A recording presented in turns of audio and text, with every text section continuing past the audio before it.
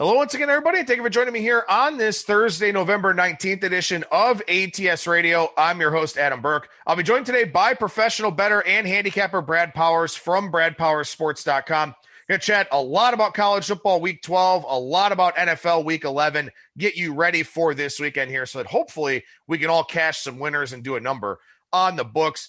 Over at ATS.io, lots of great stuff going on, picks and predictions, updated college football power ratings. I'll do the sharp money reports for the college football and the NFL here on Friday. All kinds of sportsbook promotions out there in the business. PointsBet Colorado starting up this week. Some Colorado-specific promotions you can read about over at ATS.io. Other PointsBet promotions for all of their jurisdictions. Just updated that article yesterday, so some good stuff there. Bet $1, win $100 in free bets on tonight's Thursday night football game over at BetMGM Sportsbook. Bet $1 on either side, Cardinals or Seahawks. If a touchdown is scored, and if you look at the total for that game, there will be a touchdown in that game. You'll win $100 in free bets over at BetMGM Sportsbook. You read about that over at ATS.io as well. And, of course, you get the link to download the ATS app, whether you have an Android device or an iOS Apple device. You can get the link to download the ATS app, or you can find them in the Google Play Store or in the Apple Store. Just search Against the Spread. That'll be the best way to find the ATS app there with either one of those platforms. With that, we bring on today's guest. That is professional bettor and handicapper Brad Powers from bradpowersports.com. And Brad, how's it going today, man? That's going well. How you doing? I'm doing well, buddy. Appreciate your time as always here on this Thursday. And don't really think I have a topic to talk too much about. Usually we talk about some kind of topic here at the top of the show, and we could beat a dead horse with COVID and all the cancellations and, the things that we talked about last week, where maybe from a college football standpoint, this is just a 2 or 3 week thing as everybody leaves campus for Thanksgiving and all those types of things. Maybe things kind of get back on track a little bit, with these teams being able to adhere to the protocols. But I guess one thing we could talk about here a little bit is that as we look up and down the board, and we talked about this a little bit on yesterday's show with Iowa, Penn State, and I know you and I both have some Iowa, Penn State opinions here. A big question for Penn State going forward, are they still invested as a team that can't reach the expectations that they had? So are you starting to factor in maybe apathy or, motivation with some of these games and some of these teams here? I personally am not adjusting power rating significantly for that just yet, but I am starting to see it as far as maybe some disparities in my power ratings with the market that, maybe that, the market's waving the white flag on certain teams that might be kind of out of the mix. Maybe South Carolina could be that team, even though they're playing a COVID ravaged Missouri team. That I think that line's pretty steep. So I think the market is certainly starting to react to that a little bit more than me. I test for me. Usually it's going to always be a team by team basis with regards, and we'll talk about it here in a second, but with regards to Penn State, I would certainly have that worry, but I thought that I would see that last week when they were trailing 3 touchdowns at halftime in Nebraska. I didn't. They dominated Nebraska in the second half. So I haven't seen a lot of context clues just yet. Other than maybe Southern Miss, but the market's accounting for them being, waving the white flag on the season. And nothing that I've seen tremendous amount of value at this point, but I think we will be seeing it here in short order. Yeah, and that's something I guess we can elaborate on a little bit more here. Something like Southern Miss. I mean, my line in that Southern Miss game is nowhere close. I mean, UTSA is better. I mean, there's no question about that. UTSA is better. They're playing faster. They've been more efficient on offense this year. They're an improved team. And for Southern Miss, I mean, things started bad and got worse. Their coach resigns basically after the first game. They have COVID outbreaks. They're just not a very good team in general. Their quarterback gets hurt. They have a lot of issues going on. And maybe I do need to adjust them quite significantly. But that is something that, I'm kind of finding, comparing my power ratings to the market right now, is that there are some games I'm really off on. And a lot of them feature teams that are really bad, like an Akron or like a Southern Miss or somebody like that.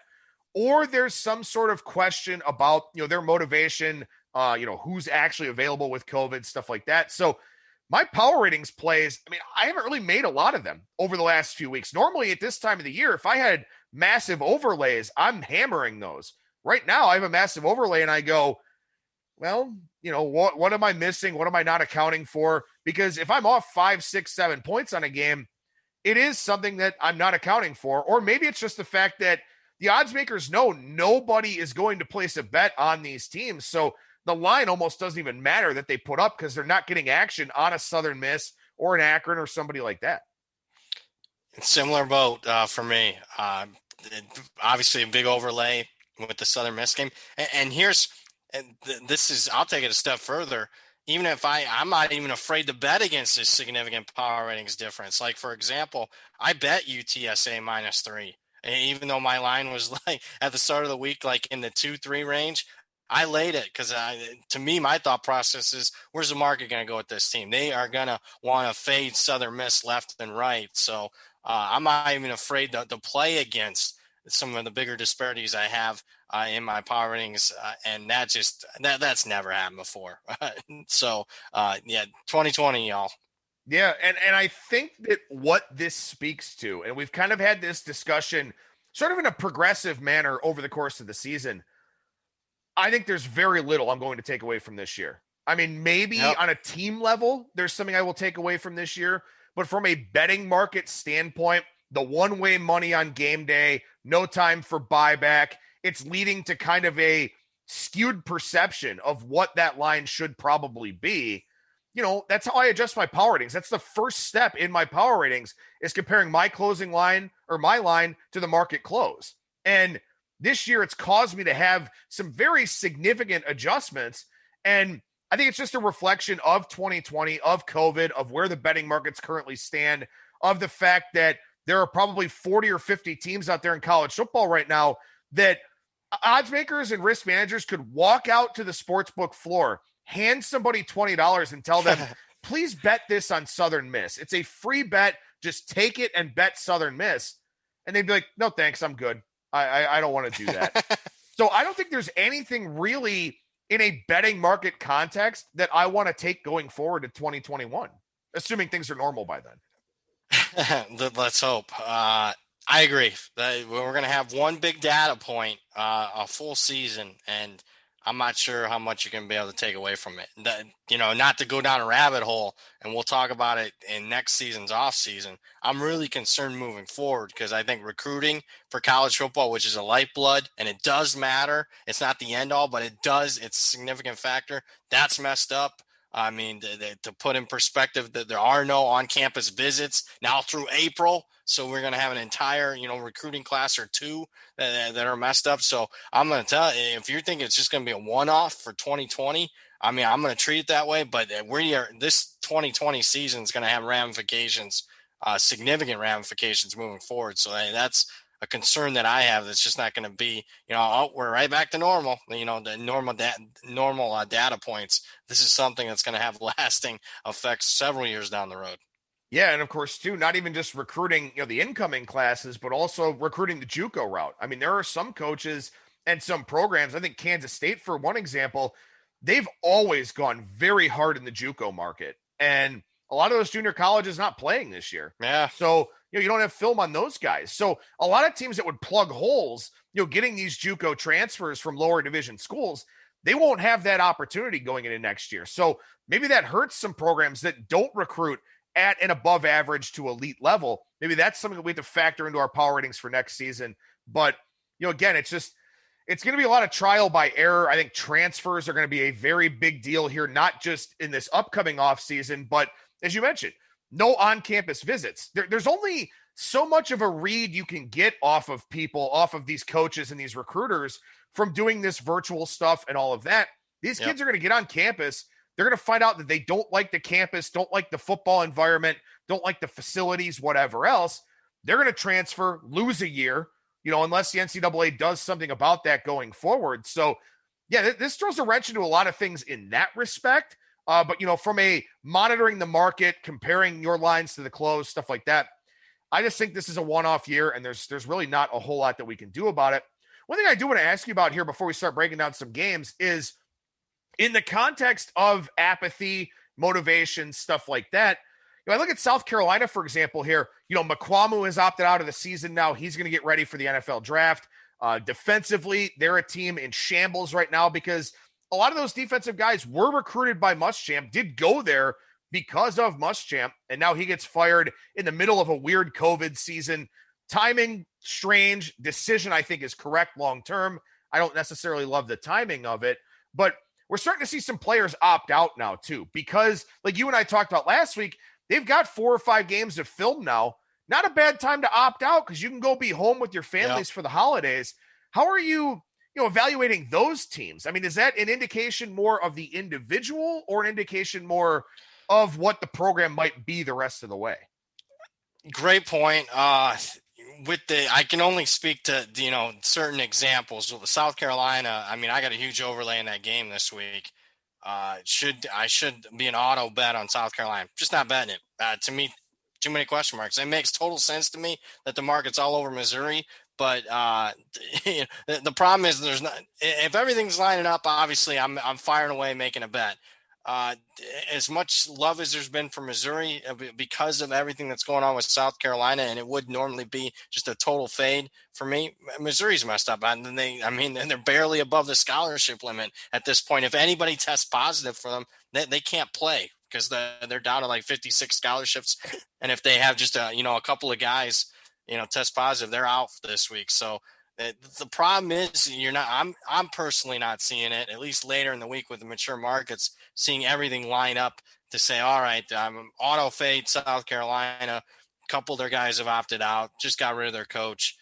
Got to play against them. I'm not seeing a lot of those perfect betting opportunities arise. Yeah, and again, with this being such a weird year, some programs that, players have various states of discontent. I mean, Mississippi State right now looks to be in shambles. I mean, but do you want to lay 20? I agree. Do you want to lay 25 with Georgia's offense? No, that's the problem. Not. It's just I wish to me, just stuff's not lining up this year for some reason. I would totally want to play against Mississippi State off the bye. I can't imagine that they're wanting to play, but I mean, Georgia's offense sucks. I don't want to lay 25 with it. I think what we've got going on here, and I can even let's use Syracuse Louisville as an example here on Friday night, just as a game to kind of get into here a little bit. Louisville won the box score last week against Virginia. They had turnover issues yet again. They wind up losing that game by 2 scores. They have been a massive disappointment this year. They're still laying 19 against Syracuse, who's been one of the worst Power 5 teams in college football. I think what we have going on here with a limited number of originators, a lot of copycat operators out there, a lot of places that will move on air just because other places are moving on air, they would rather price you out from making a bet than take on the exposure, the risk, and the action. Yeah. And maybe part of that is because in college football this year, favorites have done pretty well, specifically name brand favorites on games that have moved a lot have done pretty well. Early on in the NFL season, favorites were doing quite well. The last 3 weeks, the public teams have kind of come down a notch a little bit on, the books have done a little bit better. But I think that's a big part of it. I think that across the board with a lot of these operators, whether it's offshore in the global markets, whether it's here in the US, whether it's out there where you are in Vegas, I think that there are just a lot of operators unwilling to be exposed. And what that ends up doing is putting a premium on one side of the game or the other. And it leaves us with very difficult decisions to make because, as you said, Mississippi State is a train wreck right now. I'm not laying a massive number with Georgia's offense. Louisville is all over the map right now. Maybe this is a good spot against a bad Syracuse team. I'm not paying this premium. So That's a big part of it, is that there's just an unwillingness from the people taking the bets to take bets and be forced into positions, and that leaves us in a very difficult spot. It does. And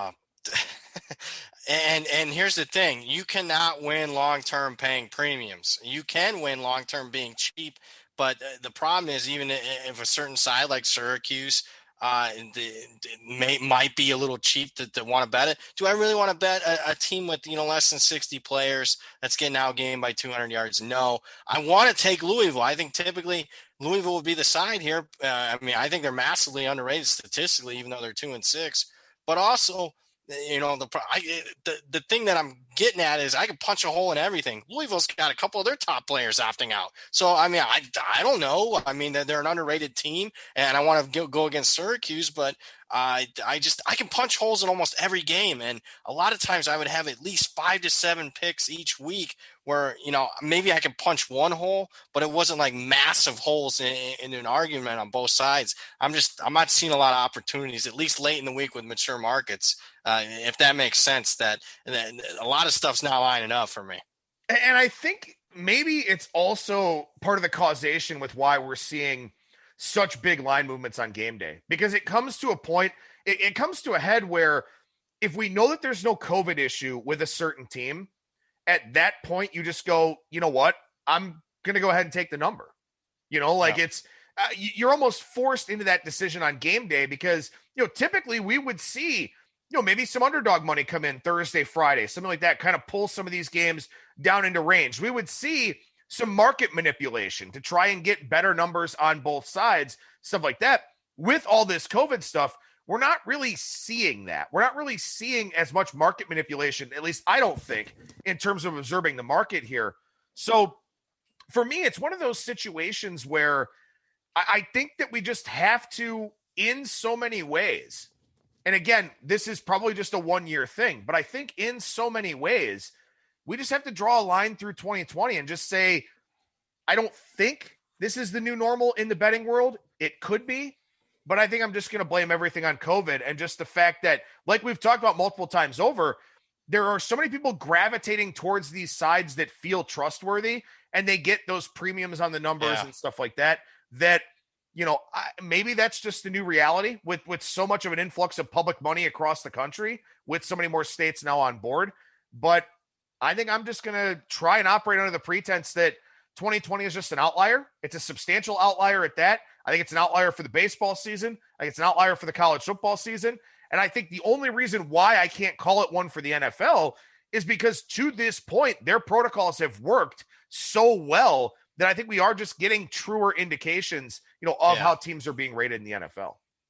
We are. I mean, even though I'm having my first losing NFL season, I still think of the sports that I've seen so far that it's been the most close to normal, right? Close to reality. So I will value, as far as NFL power ratings, I'm not going to treat this season as an outlier with regards to the NFL, like I will with many of the college football programs. No, absolutely. I think that's definitely a fair point there to make. So let's touch on some of these games. Didn't really do too much with this Thursday game, Tulane and Tulsa, for the game day listeners here. Tulsa, interesting to see a little bit of Tulane buyback here, down to 5.5. Tulsa was as high as 6.5 in the market earlier this morning. And that's one where I've got an overlay on Tulsa. I do like Tulsa in this game. Didn't play 4 or 4.5 on Monday because I was writing an article as the line moved. Jumped to 6.5. Tulane's been pretty good to bettors this year, though, and I think that may really be the only reason why this line's coming down. Yeah, it's interesting to see Tulane money show because last week, if you remember, a lot of money came in against Tulane, and that money was wrong. I mean, I had Tulane. I laid a really bad number last week against Army. Couldn't believe that the market was so anti-Tulane. So interesting to see it be totally reversed. Yeah, I mean, they're playing some of their best ball of the season. I think 5 straight covers for them. I think it's just a bad spot. I mean, you haven't seen too many of these, short travel weeks this year like you typically do. But I bet the over early in the week. Probably lean that way, but right now I don't anticipate to have much any additional betting action on this one. Yeah, I mean, as this one's gone to a cheap 6 or 5.5, I think it's time for me to climb back in the market on this game. I like Tulsa. I think from a matchup standpoint, Tulsa matches up well because their defensive front is very, very good, and Tulane has to run the football. And one thing that is really interesting about this game is that Tulsa's only played 5 games. Tulane's played 9. And, Tulsa's had a very weird schedule, and I give them a lot of credit for being 4-1 straight up and against the number. They've had multiple long breaks between games. This is a weird spot playing on that quick turnaround. So maybe that's a little bit concerning, but this is one of the strange ones in that Tulane has, for the most part, been able to play their modified schedule. Tulsa hasn't had the same luck. You're right. Again, like most situations, I think it could work both ways. Football's a lot of routine, and Tulsa's been knocked out of their routine, but give them credit. I mean, they performed well considering the circumstances. Normally I would say, man, I need the data points. I like a team that's been in a normal routine, but on the other end, I mean, at some point you get a little worn down and fatigued, especially on a short week. I mean, you're testing constantly, you're playing these games, and to not have, a recent bye week, I actually think it's a negative. If you're asking me what's the better situation for this game, I think the better situational spots for Tulsa. 4 games coming up here on Friday. Not a whole lot of really enjoyable viewing, I don't think. Syracuse and Louisville will probably be a very ugly game. New Mexico Air Force is kind of interesting in that New Mexico has taken a good bit of money here early on in the week. They're playing in Colorado Springs against Air Force. UMass and FAU. I mean, look, I don't know how in the hell you're supposed to lay 30 with a team that's scoring what is 20 points per game for Florida Atlantic. Yep. I don't know how you're supposed to lay 30 in a game like that, but the market has done it, going up to 33.5 here. And then, of course, Purdue, Minnesota, which is a game that I think is largely untouchable. Anything you like on the Friday card? I lean Minnesota, but obviously the threes just got wiped out. They Rondo, look so bad. Yeah, they are bad. I just got to play power rating. And I don't think Purdue is that great. I guess, them being fortunate to beat Iowa in hindsight looks like a really good win, but escape versus shorthanded Illinois team last week, and they disappointed me against Northwestern. Rondell Moore's not walking through that door, it looks like, this season. Minnesota's better, at least in their ground game. Lean Gophers. Honestly, this is going to be crazy, but if you had to ask me what one side or total do you want to play on Friday night at the current number, it's probably UMass. It's just too many points, man. Although Posey, the new Florida Atlantic quarterback, looked pretty good last week against FIU, it kind of gave him a shot in the arm offensively. That would be my one hang-up, but way too much of an overlay in that one. Yeah, I mean, at least UMass has been kind of playing a little bit, so at least they haven't looked. I mean, they're awful. I got them the worst team in the FBS, but I don't think they're as bad as last year, actually. Yeah, I just laying 33.5 with a team that scores 20 points per game in Conference USA, which is not a great defensive conference to begin with. So I agree with you. I mean, if I had to make a play on any of the Friday games, UMass is probably the one. What do you make of this New Mexico line move? What do you think about that? I know why. It's, probably the guy that has the biggest influence in the market. It's not me, but he is on New Mexico here. And I think some of it, remember, COVID issues for Air Force. I mean, they have had multiple interruptions this season. They're already shorthanded. That was well documented before the start of the season. So I think it's that one particular person that has a lot of market influence on New Mexico. And on top of it, there might be COVID issues for Air Force. And then matchup-wise, Rocky Long's very familiar with defending the option, the new defensive coordinator for New Mexico. So that would be on top of it. I mean, my power ratings say Air Force clearly is the play here. But because of those reasons I just mentioned, it's a no play for me. Yeah, I had this one back near where the open was. I had Air Force minus 10.5 in this one. So I got 12.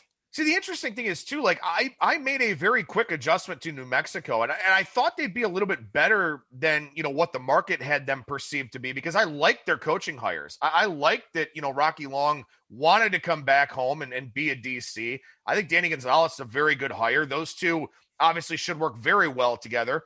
New Mexico's problem has always been their defense. I mean, their offense has had periods where they've been relatively competent, but the defense, you give up 40 points per game, it's hard to look decent. So I figured the defense would improve. And in fact, total here 55.5. That's, probably a pretty good total for a New Mexico game, given how many points they've given up in the past. So, we'll see. We'll see how they do against the option here and against a shorthanded Air Force team, as you mentioned. As we transition to Saturday, let's go ahead and start with a highlight video here. 4-game 331, 332 at the top of the board.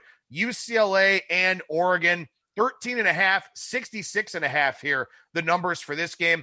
I'm host Adam Burke, joined by pro bettor and handicapper Brad Powers from BradPowersSports.com. And Brad, this isn't a game that I've got a strong opinion on, but it is a game that's certainly on your radar.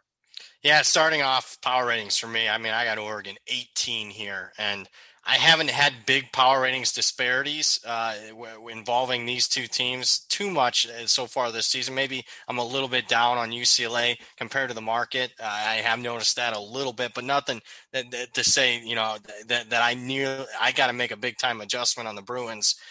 So there's that.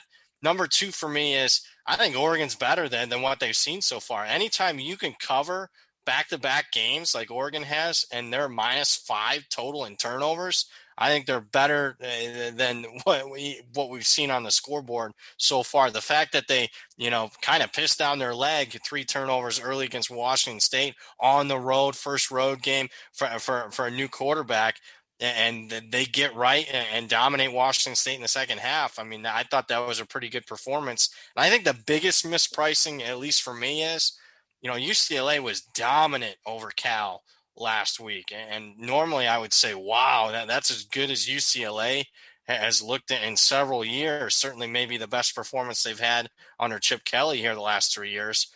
But watching that game, it really reminded me, if you go all the way back to Labor Day night, when Navy played BYU and just didn't have a clue. I mean, you could tell they didn't practice tackling or anything. I mean, that's what Cal looked like. Every play, UCLA was breaking a tackle or two. I mean, it was unbelievable to me watching that game on Sunday morning. Not a good spot, UCLA short travel week, and traveling for them. So add that up for me. I like the Ducks quite a bit here. My line on this game is in that 14 range, so I don't really have a power ratings overlay or anything like that. I would if I didn't adjust Oregon down a little bit after last week's game against Washington State. Part of that was because I was off the market number. Another part of that was I watched that game, and Oregon defensively just didn't look strong to me. They took a lot of bad tackling angles, seemed to be some miscommunication back there. Maybe they fixed some of those things. Maybe they shore some of those things up. On the other hand, Washington State's offense has looked okay in their first 2 games. They're pretty good, man. Caden DeLauro looks good. I think Nick Rolovich is a solid head coach. We talked about how Rolovich's tenure didn't start out in the best way there up in Pullman, but I think he's still a very good head coach. And what I did take away from that game, even though I downgraded Oregon a little bit, is, as you mentioned, the second half, they were dominant. In the first half, they looked all out of sorts, had some turnovers. Washington State had a bunch of big plays, moved the football on them very effectively. In the second half, it was a completely different game. And maybe that's an angle you look at for Oregon here, second half, something like that. But also, too, as you said, I don't think UCLA is a very good team. I don't want to give them too much credit for last Sunday. And remember, they gave up a bunch of yards, had a bunch of special teams issues and turnovers in their first game against Colorado. That's not something that regresses to the mean. That's something that's been a hallmark during Chip Kelly's tenure at UCLA. So I can't say I'm against you, and as this line drops, I may take an extended look at Oregon here now that it's off of the 14, but I can make a strong case for the Ducks here. Yeah, one thing, because, I don't want to say, perfect play situation. What does concern me is maybe Colorado's a lot better than what we thought. So UCLA's performance, considering they were so bad in turnovers, especially in the first half against Colorado, maybe that's not such a bad performance when we look back at it, with Colorado doing what they did to Stanford last week. So that to me is the biggest hang up I have as far as the handicap.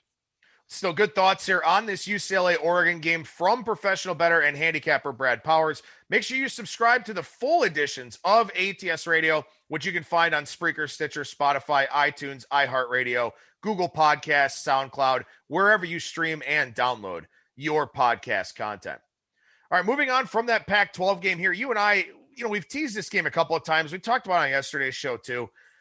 I'm telling you, man, Penn State is the play here against Iowa, and I don't know if it works out, but Penn State is not an 0-4 team. They've dominated two box scores. Indiana and Nebraska lost both of those games. They shouldn't have lost the Indiana game. That was just clock mismanagement by James Franklin and the team. Last week, red zone ineptitude cost them that game. I don't think Iowa is as great as the market is suggesting. I just don't think I have the heart to bet Penn State this week.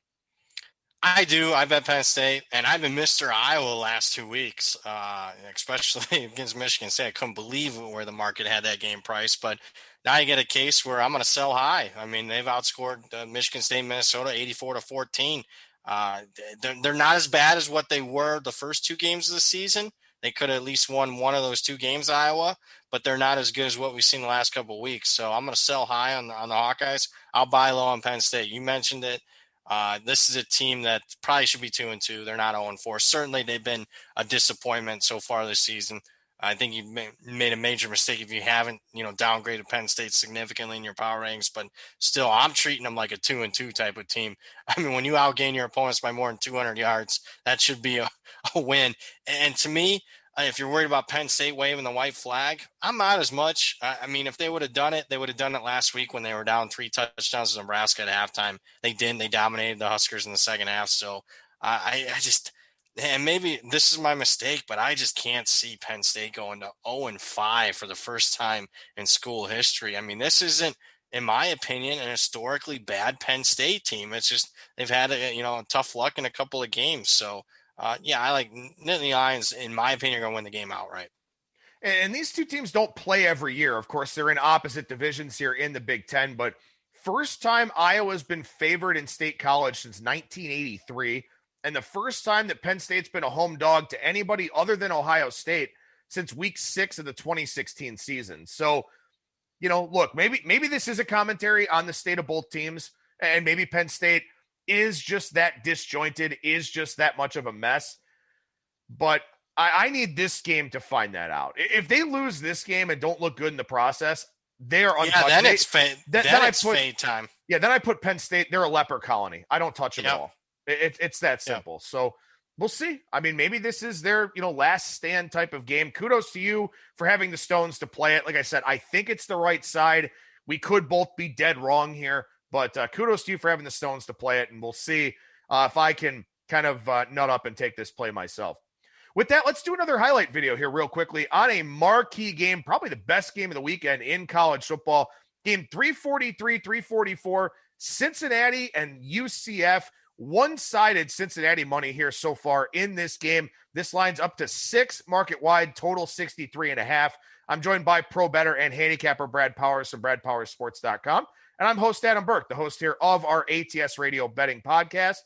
Brad, first and foremost, what do you think about the line move in this game? I'm not overly surprised just because Cincinnati's been so damn dominant here in the last 4 games. I mean, winning by an average of 33.5 points per game, covering by 23 points per game. So if you've been betting Cincinnati and you've been winning easily. So I'm not, big time surprised that it's moving in Cincinnati's direction. I do think it's it's gotten certainly pricey if you want to back Cincinnati here from a pure power ratings aspect. For me, I mean, I only got Cincinnati 1 here, and to put in perspective, Brad, you're too low on Cincinnati. That's not true. I have Cincinnati power rating number 11. I've never had at this point in a season, in a regular season, I've never had a group of 5 team power rating as high as Cincinnati, right, as I do right now. So maybe I'm too high on UCF, but I even downgraded that. I'm not sure that everyone's well aware that they lost 4 starters off the bye. I downgraded them a couple points after losing those guys. It was an off-field incident. So I just Cincinnati is way too pricey. It's an auto play on UCF for me. I got this game 3, so I'm definitely lower than the market is. I'm kind of waiting to see if a 7 appears. I don't know if that's going to happen. It looks like 6.5 was kind of the stopping point for this game because it did get there and then came back down a little bit to 6. So it feels like 6.5 is your point of resistance in this one. So if you want UCF, 6.5, probably the best you're going to be able to do at this point in time. These are always such tough handicaps for me, though, because, has Cincinnati faced an offense like this year? No. And this is a UCF offense that has left quite a few points on the field. They've kicked short red zone field goals. They've had turnovers in the red zone. Think back to that Memphis game that they squandered, left a bunch of points on the field in that one. But Cincinnati, they've not faced an offense like this, a team that runs with this kind of tempo. SMU is a decent offense, and Cincinnati dominated them. Kudos to them for that. They dominated Memphis, too. I mean, right. Memphis and SMU are pretty good offenses that they just, they kicked that's why people probably aren't afraid of betting Cincinnati. I mean, the 2 closest teams to UCF offensively, Cincinnati dominated them. That's fair. No, that is fair. So I guess maybe I'm wrong. Maybe I misspoke there in saying that they haven't really seen an offense like this. And when UCF has seen a good defense, it was Tulsa, and they lost that game. So for UCF here, you do wonder about that. Can they move the football with great effectiveness against this Cincinnati defense? I'm not sure what the answer to that question is. And something else, you mentioned this very early on in the season here, and it's stuck in the back of my mind all year long. Josh Heupel is not doing the same things at UCF that his predecessors did. They have left points on the field. They have lost close games. They've done some uncharacteristic things, from what we saw specifically during the Scott Frost tenure in Orlando. So that worries me here. If this becomes a close game, who do I trust? Who do I trust to take care of the football? Which coach do I trust? Those are some big questions here about this game, I think. Hit the nail on the head as usual, man. I will bet UCF. I will have a UCF. I've already bet UCF at a bad number. I mean, it's the one time that, I don't have closing line value here, so I am surprised in that regard. But that is my biggest worry, that UCF is not buttoned up. They're one of the worst teams in the country in penalties. They make costly errors in that regard, and they're not completely buttoned up in the red zone. They make costly turnovers. On the flip side, Cincinnati is buttoned up, is well coached. So that is my worry here. Push comes to shove in that regard. I understand why Cincinnati is getting some action, but in a game like this, in a very big game where I think motivation is not going to be a concern for either team, they both want to win it. This is to me where I trust my power rating more in this spot, where I'm not questioning motivation, guys opting out and whatnot. So I got to trust it. And UCF for me. Well, and of course, too, Cincinnati only playing their second road game of the year. They played one in Dallas, had one in Tulsa. They got 3 straight coming up. Yep, 3 straight road games coming up. That Tulsa game will be an interesting one down the line here a little bit. But a good breakdown, maybe not a consensus opinion necessarily, but still a strong breakdown here. A lot of food for thought on this Cincinnati versus UCF game. You get a lot of food for thought on our full broadcasts of ATS Radio, and we certainly encourage you to listen to the full editions of that podcast. And also make sure you download the ATS app as well, which you can find in the Google Play Store, in the Apple Store, or links to download that over at ats.io. All right, so maybe the second best game of the weekend. Is it fair to say that 347, 348 Appalachian State, Coastal Carolina, the second best game of Saturday here? Probably would have been if Zach Thomas was healthy for Appalachian State. Hasn't factored in the line much. Oh, you don't think so? I think it has. I would think, the Coastal Carolina would be laying 3 at most if he was playing. I was looking, and I get it, maybe I'm lower on Coastal Carolina right now, but I was looking to bet App State if he was healthy. I think there's been at least a 3-point adjustment. Okay. I have it 3 with Thomas. So okay. I guess, 1.5, 2-point adjustment maybe, but also too, something else that we got to factor in, and we've talked about this already here on today's show, sort of just with an overview of the market, is that this is one of those teams in Coastal Carolina that there's a premium on because nobody wants to bet against them. Maybe this is the week that somebody tries to bet against them with a proven program like Appalachian State, but I don't know, man. I feel like App State, and not even just because Thomas is hurt, I do feel like they're kind of vulnerable here because I haven't been totally impressed with their body of work so far. It makes sense because, I think they've only covered 1 point spread so far this season in App State. They're 1-6 against the number. Of course, I bet against them. That game was Arkansas State game midweek where they dominated the Red Wolves. But I hear you.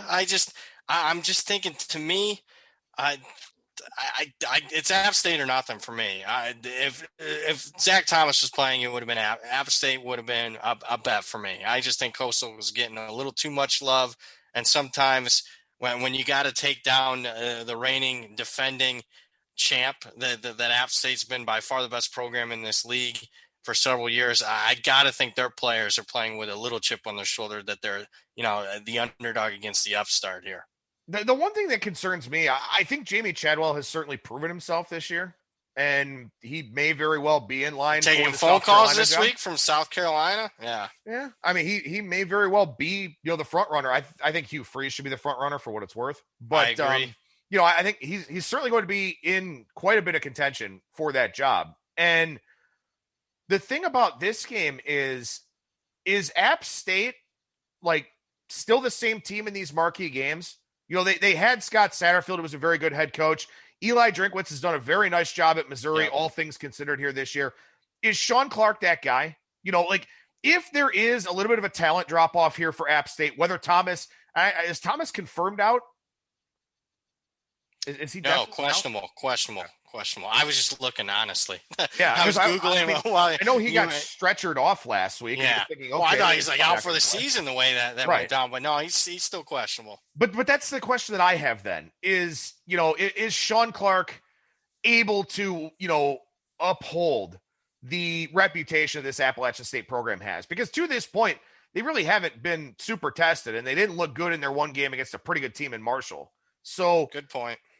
Is this a spot where maybe this is, I don't even want to call this a passing of the torch game, because I don't even know if Coastal is sustainable. And if Chadwell leaves, they probably aren't. And this conference probably goes back to being App State's. But, I feel like the Mountaineers are vulnerable here. And also, too, not at home, not in Boone, not in the elevation. So maybe that's something that hurts them a little bit here, too. I don't know. Dinner bet? Dinner bet at No, not with the quarterback. No, come on. If he's playing, I'll tell you what, if he gets cleared and he's playing, then we'll have a dinner bet. And we'll see where the line is. 4.5. I wonder if the line does adjust. Like I said, my line's 3 with Thomas. I don't know if that goes down, though. Fair enough. One thing I will say that you brought up, and I know you're a big South Carolina guy, how does South Carolina mess up this coaching hire? I mean, they have like 3 really good options. You mentioned Hugh Freeze, Jamie Chadwell, and then Napier from Louisiana Lafayette. How do they not hire one of those 3 guys? I don't know. I hope they do. I mean, I hope they're all 3 really good options. I don't know how they don't hire one of those 3 guys. I think when your margin for error is as slim as South Carolina's is, because you're clearly the second best team in your state. Well, right now you're the third best team in your state, because Coastal would be a favorite on a neutral for me. Obviously you're way behind Clemson, and you play them every year and you get your ass kicked every year. Their margin for error is small. They cannot, in my opinion, dick around and hire a coordinator to see if he can be a head coach. You have to take a head coach this time. And maybe Chadwell's ready for the big time. Maybe Chadwell isn't. I don't know. I know Hugh Freeze is. And I know he's got the checkered past, to say the least. Who cares? But yeah, it's about the bottom line, man. You got to win football games. And I think Hugh Freeze is the guy, but I wouldn't be upset with Napier, or Chadwell, I don't think. Just anyone outside of those 3, that becomes a harder sell for me. I agree. I mean, unless there's a big name that we don't know. Right. But I can't imagine them not hiring at least one of those guys. I think they got to go offense. South Carolina, certainly after a defensive guy. That's just where the sport's moving. But Hugh Freeze is a slam dunk. Hugh Freeze, to me, believe it or not, if you had to ask me who is the most underrated coach in the country the last 5-6 years, it's Hugh Freeze. He's a covering machine. And I don't care how unscrupulous his methods were from a recruiting standpoint. The talent that he brought into Ole Miss, it's Ole Miss. I mean, you're fighting with Auburn and LSU and Alabama and all the Texas schools and all of that. And he's still pulling, number 1 in the country recruits. Look, South Carolina, not only do you hire Hugh Freeze, you hire some extra bag men to just go ahead and take those cash payments. I mean, I'm not above that. I'm not better than that. Not when you're getting punked so bad by the upstate team from Greenville. So I like it. Whatever. College athletics are shady as they come. You know it. I know it. You might as well kind of join in, I guess, is what I would say. What about this game? 359-360. Speaking of Hugh Freeze, Liberty and North Carolina State. NC State laying 3.5 here. Surprised to see NC State money? Surprised to see this one hasn't moved towards Liberty? Anything like that? In your pure power rankings, I have NC State by 5. So, it says take NC State. I did lay 2 with NC State, believe it or not, just because, I'm not even thinking. I'm just thinking numbers where the market's going to move in that regard.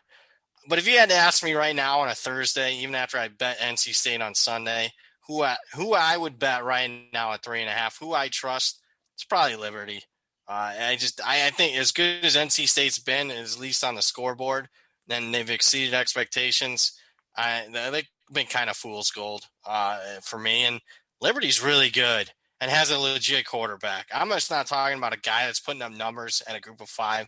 Malik Willis would be starting probably at 100-some schools. I mean, he at least half of Power 5 teams, if not more. I mean, he's maybe even a top 10, top 15 quarterback nationally. I mean, as far as talent and obviously production. So, If you had to ask me right now, probably Liberty plus 3.5 is the way to go. The only way to go there.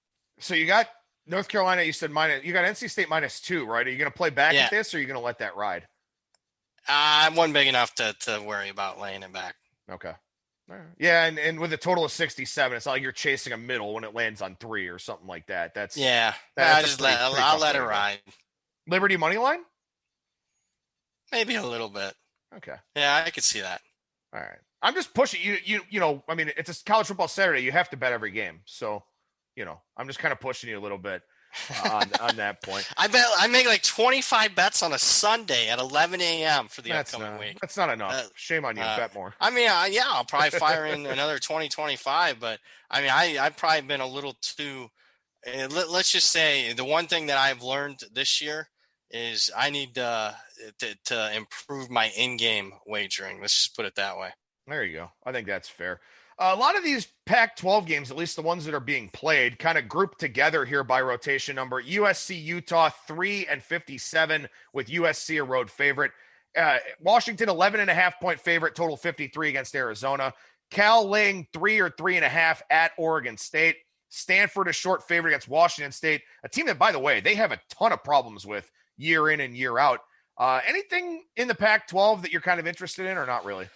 Favorite of the bunch, probably Oregon State. I just think Cal's not ready to play this year. At least they look. I mean, if they miraculously improve in 6 days, then Justin Wilcox is a miracle worker. They didn't look like they're. I think it's going to take multiple weeks for them to get in the hang of it. And Oregon State's been okay. I mean, they disappointed me a couple weeks ago against Washington State, but I think it's more Washington State's pretty decent. I'll tell you, watching the Washington game against Oregon State last week, Oregon State could have won that game. I know they got a fortunate pump block early in the game, but they got a horrific spot late in the game. I mean, terrible. like people should be fired type of spot where they go in, score a touchdown and really put some pressure on Washington in that game. So they're not as bad, and I just don't think Cal's really that good. So Oregon State was the play for me there. I mean, in normal circumstances, I think Utah would be a good play. I have no idea what Utah is right now. And they're already an inexperienced team. They're teetering on the 53 available scholarship players. I think USC is so massively overrated. But again, 2020, y'all. I mean, it's late November and Utah hasn't played a game yet. So so many questions. Might be a good in-game wagering opportunity. If Utah has it, I think they'll have it all game against SC. So I guess there's that.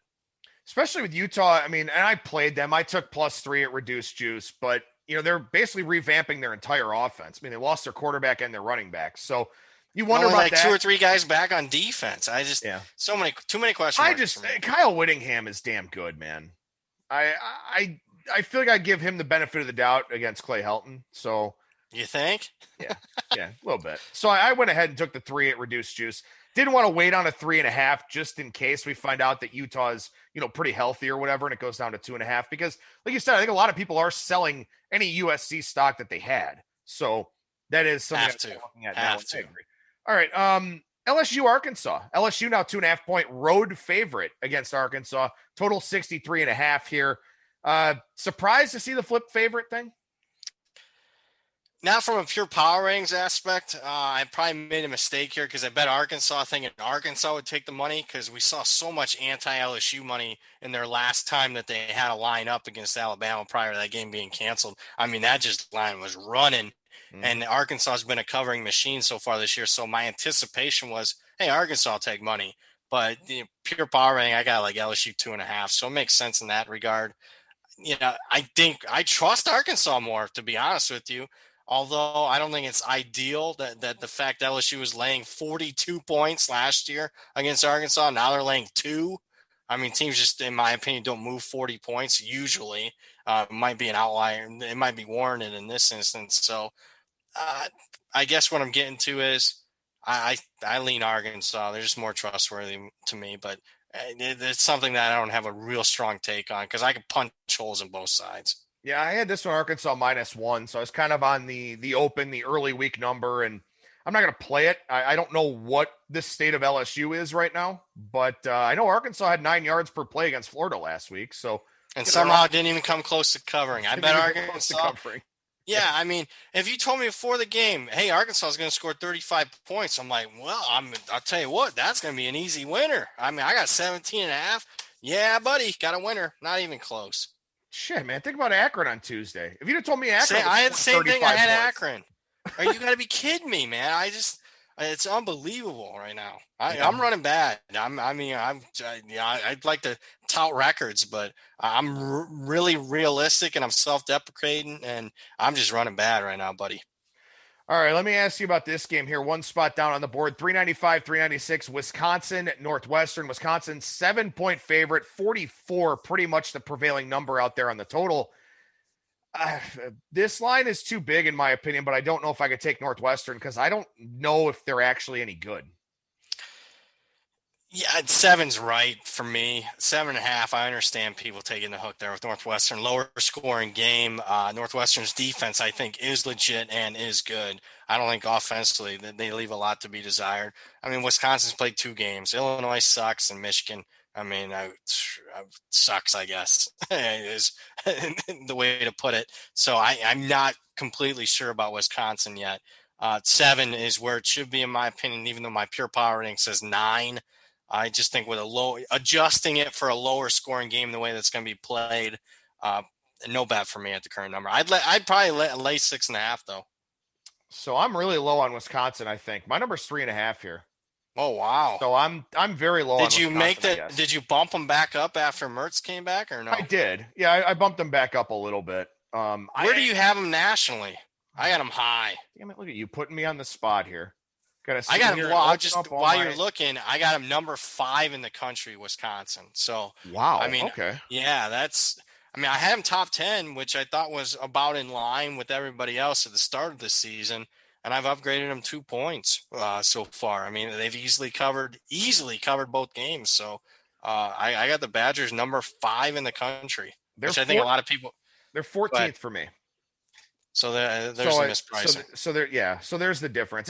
And look, I mean, to be totally honest with you, I mean, maybe Wisconsin is really good. I don't know. Mertz wasn't great in that last game, and didn't have to be though. Yeah, he didn't have to be. But maybe he has to be here. Pat Fitzgerald's a pretty good dog coach. So yeah. I haven't played this one yet. I think I'm probably going to. I'm hoping 7.5 pops back up. But this is one where, hey, if I'm wrong, it's part of the crash course education of being a sports bettor, and I'll upgrade Wisconsin 6 points in my power ratings for next week. There you go. I mean, it's just kind of how it goes, especially in this weird COVID year. One more game I want to ask you about on the college football side, then we'll chat some NFL here. Bedlam, Oklahoma State, Oklahoma, 7-59. Oklahoma was a bigger favorite early on in the week. Missed the boat on that one like a dumbass. I like Oklahoma State over a touchdown here in this one. What do you have this lined at, and what do you think about the matchup? All right, we can get a bet here. I like Oklahoma. I got a 10. Okay. Oklahoma's probably another surprise, even though they lost 2 games. I think Oklahoma's clearly a top 10 team. And I think you'd be mistaken not to have them in your top 10 of your power ratings. I got them number 7. If they somehow don't piss down their leg against Kansas State late in that game, only lose one of those 2 games, I mean, then what is the perception of Oklahoma? I think it'd be, hey, this is pretty much the Oklahoma that we've seen the last 5 years, because they played that way the last 3-4 games. And Oklahoma State, I mean, defensively is really good. I'm not a huge Spencer Sanders guy. I mean, high upside, low floor with his turnovers. And, Oklahoma State should have beaten Texas, no doubt about it. But they probably also should have lost to Kansas State. So I think Oklahoma State is what their record says. And the fact that Oklahoma, even though Mike Gundy is a historically great coach for Oklahoma State, and their program's been historically good from their standards the last 10, 15 years, they still play by far second fiddle to Oklahoma. Sooners -7 for me. I got this one 4.5. I do have Oklahoma 8th in the country in my power ratings for what it's worth. So seems like the discrepancy here is that I still have Oklahoma State too high. Part of that is because I spent 5 weeks chasing an Oklahoma State power rating. The market was just so much higher than I was on the Cowboys that, I just had to keep adjusting up. And maybe they sort of peaked and I didn't bring them back down. So maybe that was, part of the equation for me. I mean, look, in that Oklahoma State-Texas game, I had Texas a favorite in that one in my power ratings. And I made a big adjustment, even though Texas won the game, because Oklahoma State really soundly beat them in the box score. But seems like I haven't caught up here with Oklahoma State throughout the year. One thing I will say is that Oklahoma also does very well in this rivalry, too. 15-2 last 17 years straight up.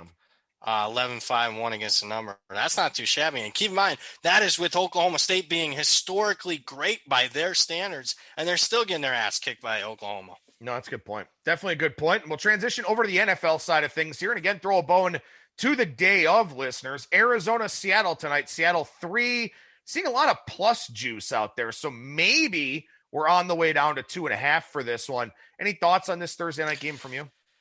I lean Seattle. I think it's just a good spot for them. I mean, even though I'm very anti-Seattle this year, they've been exposed, losing 3 of their last 4 games. They've been outgained in 7 of their 9 games this season. Wilson's struggling, but after he had 3 turnovers last week, he'll be more buttoned up this week. Arizona's probably celebrating, although I'm not celebrating because they didn't kick the damn extra point.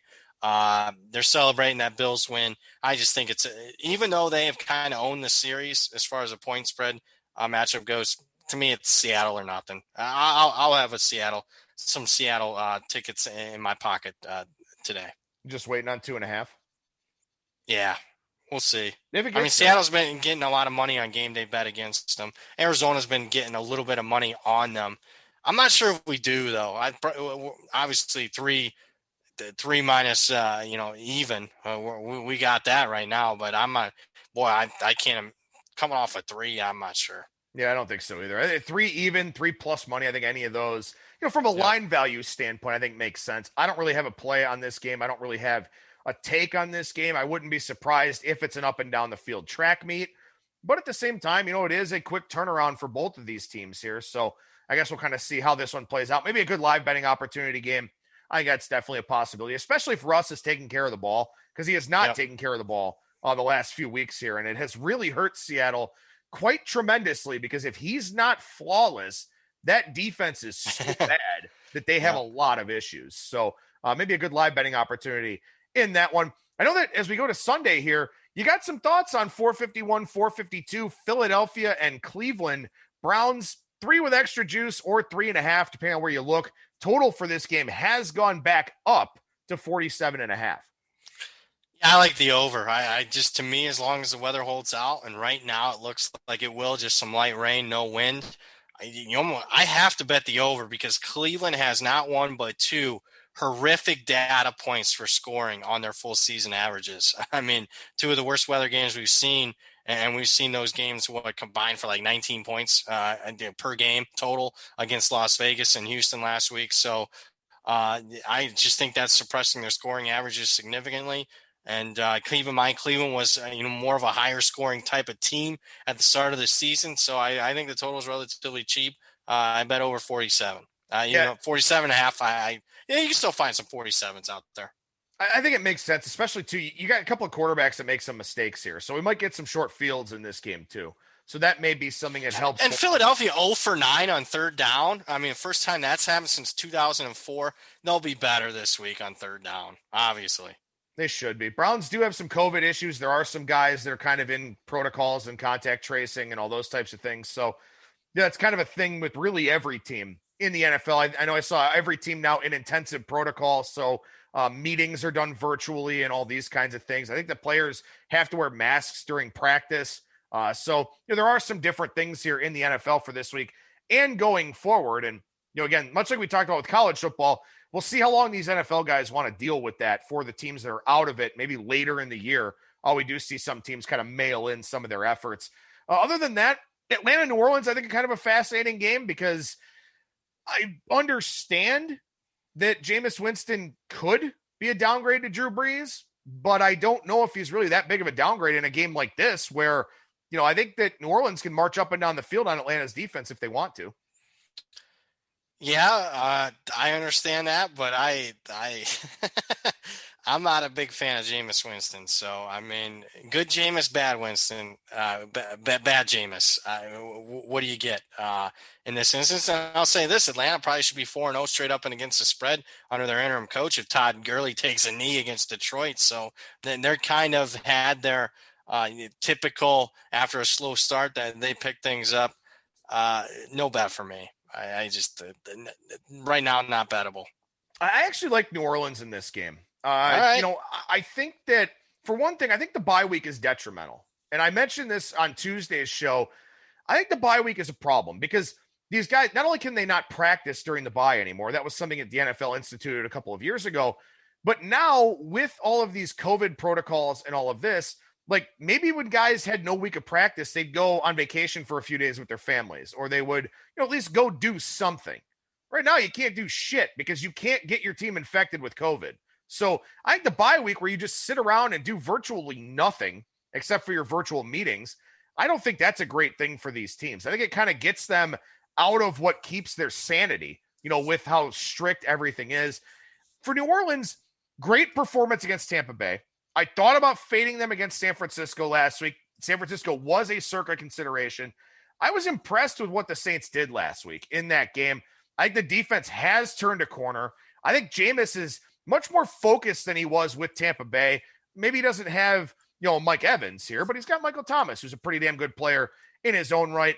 I think New Orleans has just officially turned the corner. And I think for Atlanta, like I said, I think that bye week is problematic for them, kind of gets them out of their rhythm, out of their routine. Hoping this comes out 4.5 in the circa, probably comes out 5, but I like New Orleans a little bit here. Last 8 teams off a bye are 2-6 this year. So maybe I think it's a problem. It's 10-12 on the season, falling short by about 1 point per game on average. But late the latest teams that have been coming off a bye haven't performed as well. So maybe you're on to something, buddy. I don't know. We'll find out. We'll see if that winds up making the cut for me with my Circus Sports Millions segment on Friday's show right here on ATS Radio. Let's see here. How about Packers and Colts?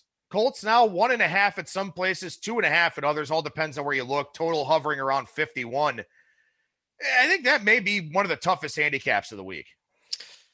It is. I probably still would lean Green Bay. I mean, I still got Aaron Rodgers against Phillip Rivers. And I think Indianapolis, if you look at Jeff Sagarin's strength of schedule ratings, have played the weakest schedule so far. So for that, I would lean with the Packers for me. But again, not one of my strongest plays. I think that's a really strong point to make here. And I do think that, maybe some people are going to look at Green Bay in a teaser context, going up to 1.5 to 7.5. Makes sense. Going through that, 3 through 7 corridor.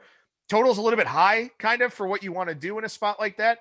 But as you mentioned, Indianapolis, I mean, look, 32nd in strength of schedule, and they're facing Aaron Rodgers this week. Like, what other quarterbacks have the Colts faced that, you're really all that concerned with? I think, to me, this is a spot where because they did what they did to Tennessee last week, this one's probably pick 'em, maybe Green Bay -1. But because of what they did to Tennessee, I do think that this line has over-adjusted a little bit. I could see that. I could also maybe see over. Don't have to worry about weather. The Indianapolis defense statistically looks good. Look ahead line, Green Bay 2.5. Come on. That's an overreaction. I got Green Bay. No, I think that's fair. And again, like I said, I mean, Indianapolis, okay. So Gardner Minshew and Kirk Cousins, who's very hit or miss, and shit, Sam Darnold. Was it still Trubisky when they played the Bears? I don't know.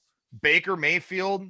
I mean, look, okay, fine. They faced Lamar Jackson and Ryan Tannehill the last 2 weeks, and they're 1-1 in those games. But I don't know. They're stepping up in class a little bit here. I still think Green Bay is a pretty good team. So, I said, Green Bay or nothing, I think is kind of the way to look there. What about Tennessee and Baltimore? Okay, we'll skip that. No, 6 feels like a weirdly high number here. It does. I mean, I think Baltimore's still kind of getting treated from what they were a year ago. Really, really good, and they're just not that team this year. Maybe revenge. I mean, for the certain bettors that believe in that, with Baltimore losing to the Titans in the playoffs last year when they dominated them statistically, and we also saw a lot of anti-Tennessee money in the market last week with the Colts flipping the favorite in that one. So that kind of makes sense in that regard, but no bet for me. Yeah, I don't really like anything about that game. Something just feels weird about that. The total seems oddly low too. And I know that Baltimore has not been as efficient and as potent on offense as we expected them to be, but those are still two teams that, have pretty good offensive personnel and pieces. And Tennessee's defense has not been good here of late either. So I don't know. Sometimes there are games that just don't pass the smell test, and that's one of them for me here. Is the Ginger Gunslinger back for Dallas this week? Is that why that line's hovering around 7? Yeah, Dalton's back last I read. So is he an upgrade over Garrett Gilbert? Yeah, I mean, yeah, he is. Maybe not that big of one, but he is. I wanted to take Dallas, but a couple people just said, "Hey, man, come on." They talked me out of it. So I guess, honestly, right now at 7, I don't know how you don't bet Minnesota. Here's my problem, Minnesota. Minnesota's like 6-3 against the spread this year.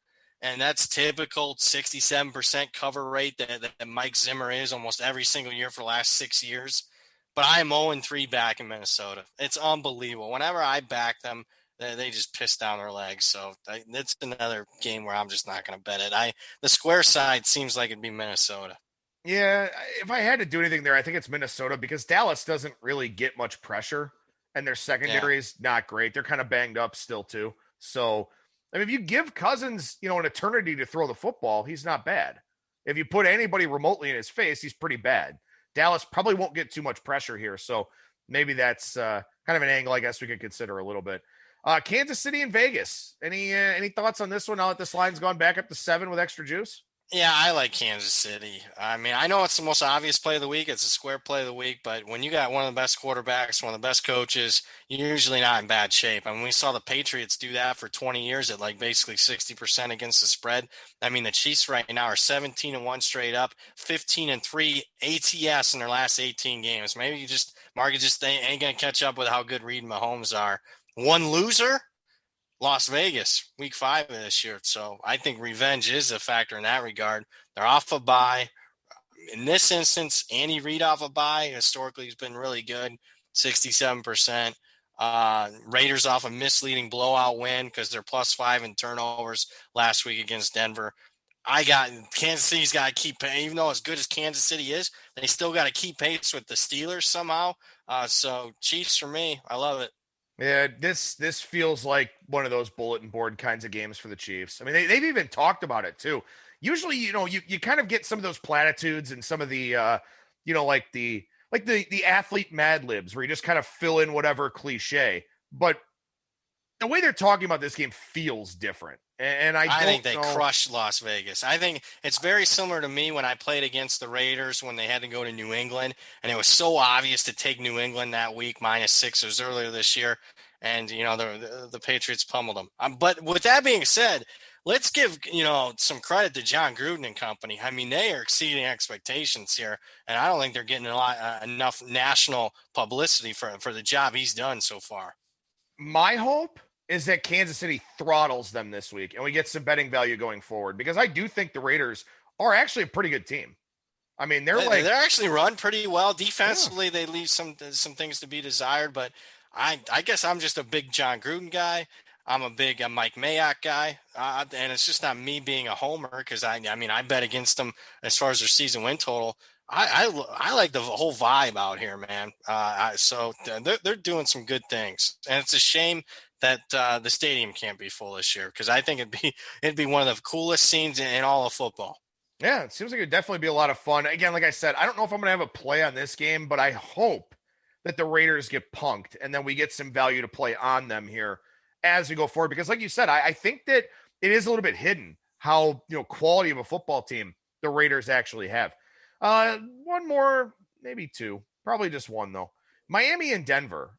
We just talked about Denver and all their turnover issues. I mean, Miami looks really obvious this week because their defense is pretty damn good. Tua's been pretty solid here, after getting rid of those first game jitters. But I don't know. Something feels weird about taking a warm weather team in Denver here just with the field goal line.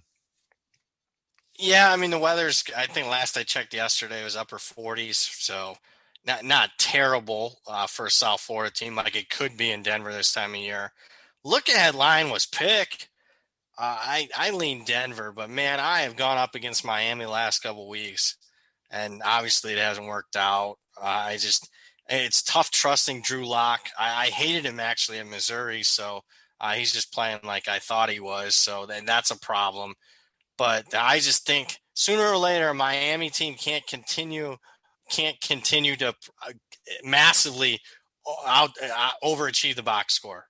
Box score sooner or later doesn't lie, and Miami, despite their 6-3 record, they've been outgained on the season. So I actually lean Denver plus, especially if I can find a hook out here plus 3.5. Yeah, it is a possibility, especially because we just saw what Denver did against the Raiders, and what Denver's done in some of the other games. See, the problem with taking Denver at any dog price is they turn the football over a ton. I mean, Drew Lock does not take care of the ball at all.